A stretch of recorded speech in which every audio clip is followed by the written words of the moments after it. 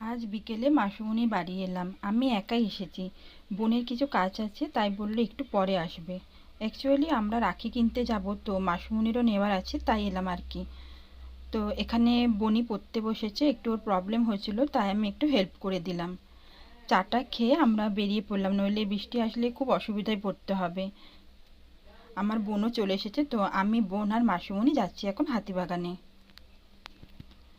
তো আমরা এসে গেছি। এখানে এত সুন্দর সুন্দর রাখি পাওয়া যাচ্ছে, বুঝে উঠতেই পারছি না যে কোনটা নেব। তারপর বোন এইগুলো পছন্দ করলো, তো আমারও ভালো লেগেছে, তো আমরা নিয়ে নিলাম।